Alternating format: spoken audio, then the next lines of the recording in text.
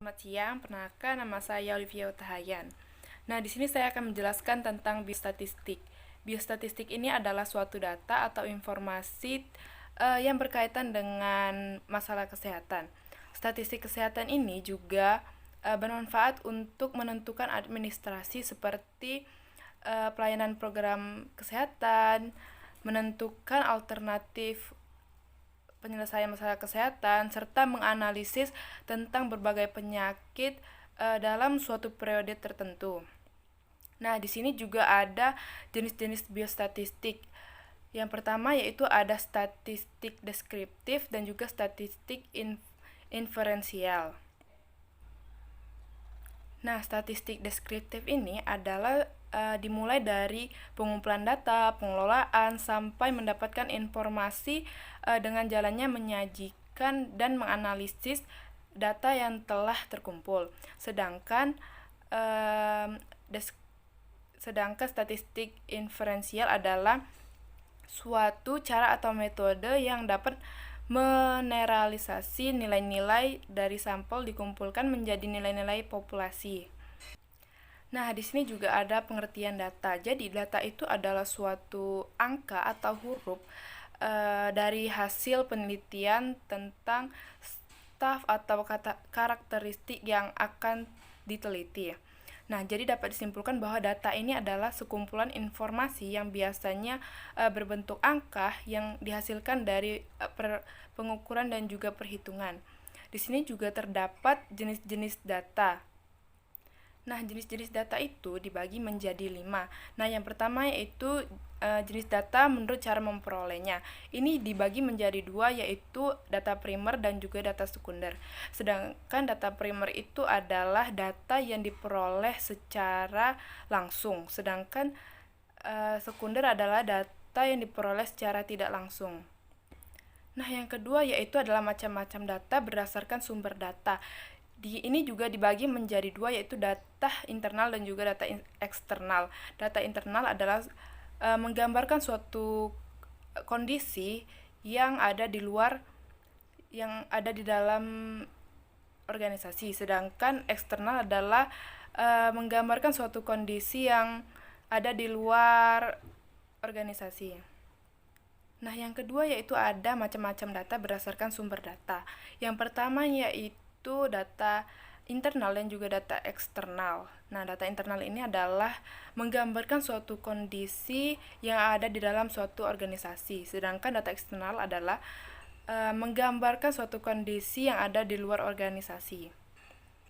Nah, yang ketiga yaitu adalah klasifikasi data berdasarkan jenis datanya. Ini juga dibagi menjadi 2, yaitu data kualitatif dan juga kuantitatif. Nah, data kualitatif ini adalah berbentuk kualitas, sedangkan data kuantitatif ini adalah berbentuk bilangan. Nah, yang keempat yaitu pembagian jenis data berdasarkan sifat data. Ini juga dibagi menjadi 2, yaitu data literal dan data kontinu. Data literal ini adalah data yang berbentuk bilangan bulat. Misalnya itu kayak jumlah anak di dalam keluarga, jumlah penyakit TBC, dan lain-lain. Nah, yang data kontinu adalah data yang berbentuk rangkaian data, nilainya berbentuk desimal, misalnya tinggi badan, berat badan, tekanan darah, dan lain-lain. Nah, di sini juga ada yang kelima yaitu tentang jenis-jenis data menurut waktu pengumpulannya. Ini juga dibagi menjadi 2, yaitu data cross section dan juga data time series. Nah, data cross section ini adalah data yang menunjukkan titik waktu tertentu.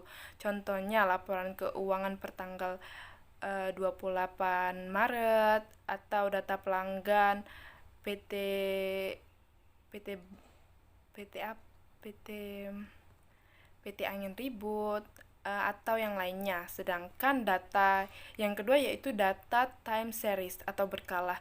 Nah, data berkala ini adalah data yang menggambarkan sesuatu dari waktu ke waktu atau periode secara historis.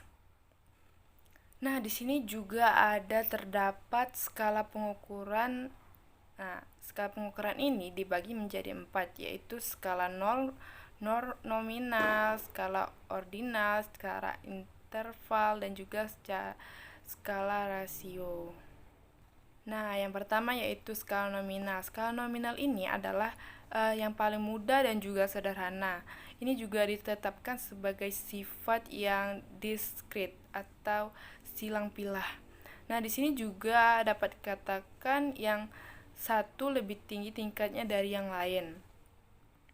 Nah, sedangkan skala ordinal adalah skala tingkatan. Ini juga belum diketahui berapa besar beda nilai-nilai tersebut. Nah, jarak urutan 1 dan 2 tidak mempunyai makna sama dengan jarak 2 dan 3. Artinya, nomor urutan tidak berarti mempunyai interval yang sama. Nah, yang ketiga yaitu skala interval. Skala interval ini mempunyai ciri yaitu skala nominal dan juga skala ordinal. Nah, kita bisa mengetahui mana yang lebih tinggi, namun kita belum tahu kelipatan suatu nilai terhadap nilai yang lain. Nah, skala interval ini dihasilkan dari pengukuran secara berurutan atau kontinu, yang dalam pengukuran tersebut diasumsikan bahwa terdapat satu pengukuran yang sama atau jarak yang sama. Dan skala yang terakhir yaitu skala rasio. Nah, ini merupakan tingkatan pengukuran yang tertinggi. Nah, di sini skala rasio ini mempunyai nilai yang paling cermat dan juga mempunyai kelebihan yang dimiliki oleh 3 jenis skala di atas yang setelah saya sebutkan tadi.